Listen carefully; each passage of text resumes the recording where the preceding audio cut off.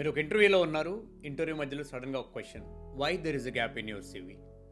So ఎలా చెప్పాలి, ఈ క్వశ్చన్స్కి ఎలా ఆన్సర్ చేయాలి, ఎలా చెప్తే వాళ్ళు కన్విన్స్ అవుతారు అనేది ప్రతి వాళ్ళ మైండ్లో ఉండేది.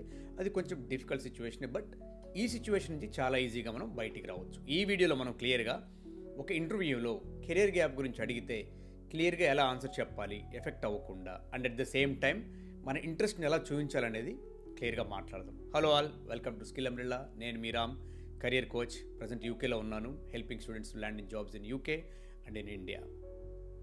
So please watch this video till end. ఇది చూసిన తర్వాత క్లియర్గా మీకు కెరియర్ గ్యాప్ని ఎలా మేనేజ్ చేయాలనేది ఒక మంచి ఐడియా వస్తుందన్నమాట.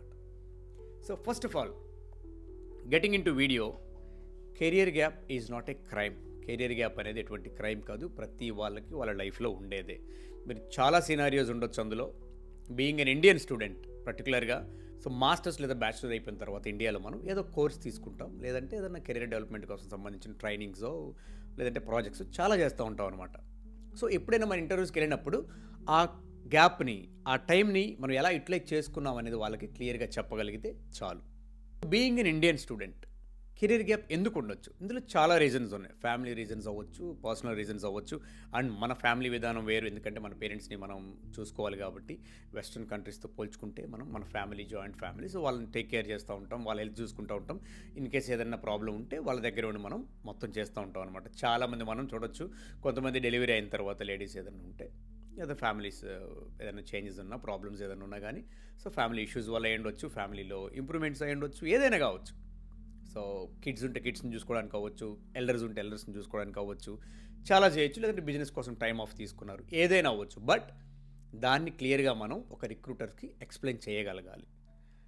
చాలామంది యూకేలో, యూఎస్లో రిక్రూటర్స్ తెలుసు, మన ఇండియన్స్కి కెరీర్ గ్యాప్ అనేది క్వైట్ కామన్ అండి. ఎందుకంటే వీసా ప్రాసెస్ అని, లేదంటే వీసాకి సంబంధించిన కానీ, కంట్రీస్కి రావాలంటే దానికి సంబంధించిన ట్రైనింగ్స్ కానీ, అప్లై చేయడంలో టైమింగ్ కానీ ఉంటుందని చెప్పి వాళ్ళందరికీ క్లియర్గా తెలుసు.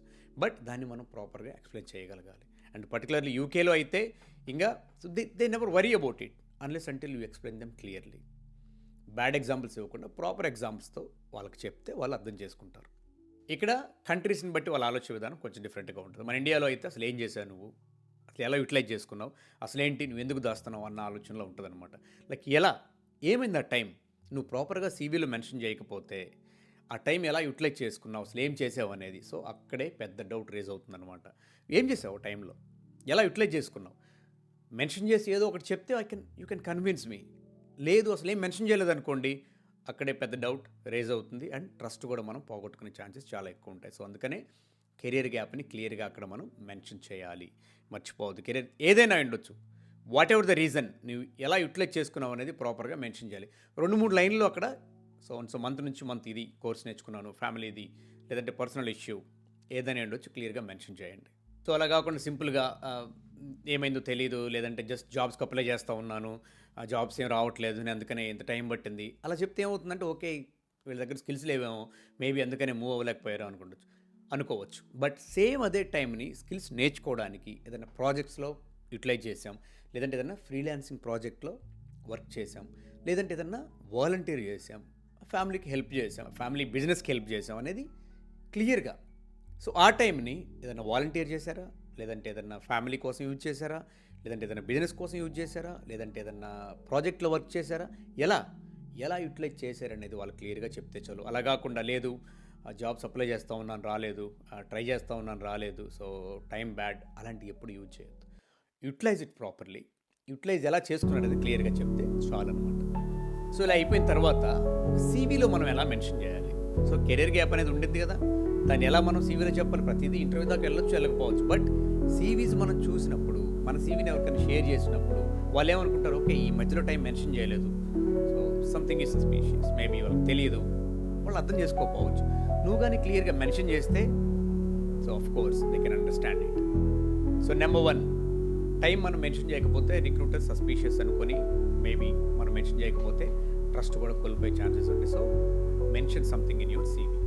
ఆ గ్యాప్ని ఎలా చెప్పొచ్చు? రీలొకేషన్ అను, యూకేకి మేబీ ఇండియా నుంచి యూకే వచ్చాము, యూఎస్ వచ్చామో, లేదంటే కెరీర్కి యూటిలైజ్ చేసుకున్నామో, ఎలా యూటిలైజ్ చేసుకున్నామో జస్ట్ ఒక 2-3 లైన్స్ అని అక్కడ మనం రాసి ఇస్తే వాళ్ళకి అర్థం అవుతుంది అనమాట. ఓకే వాళ్ళు ఏం హైడ్ చేయట్లేదు, they are trying to tell something అని చెప్పి వాళ్ళకి అర్థం అవుతుంది. ఎగ్జాక్ట్ ఏంటంటే ఆ గ్యాప్లో మీరు ఏం చేశారనేది మ్యాటర్. ఓకే చెప్పారు, దీనికి యూటిలైజ్ చేసుకున్నాను, దానికి యూటిలైజ్ చేసుకున్నాను. ఎలా యూటిలైజ్ చేసుకున్నారు?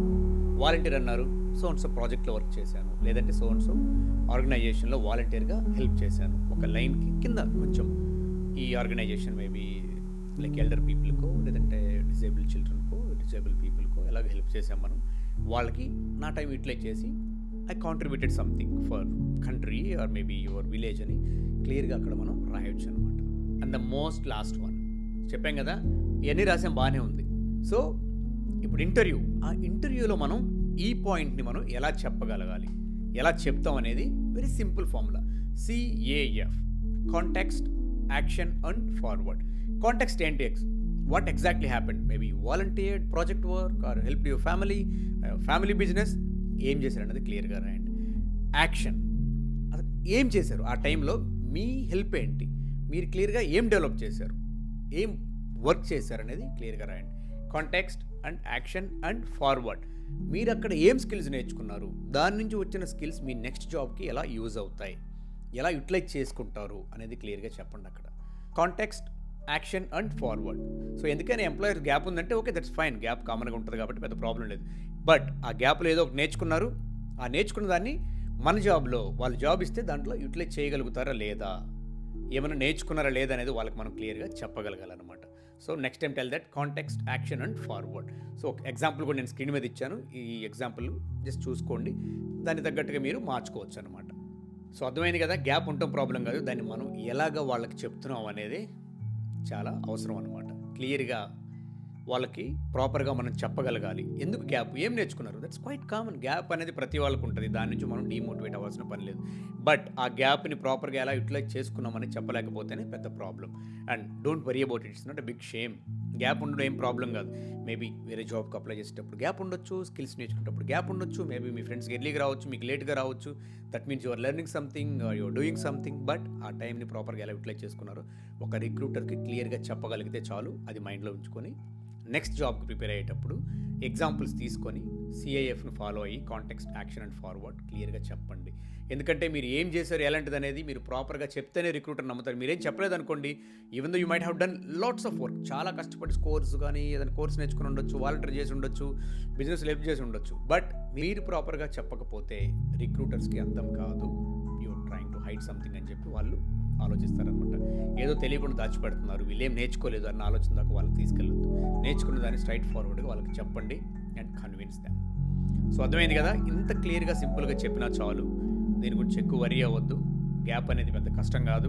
Gap is quite common in everybody's life. So please do follow for more content like this and stay tune for updated videos. Thank you so much and all the very best. జై హింద్.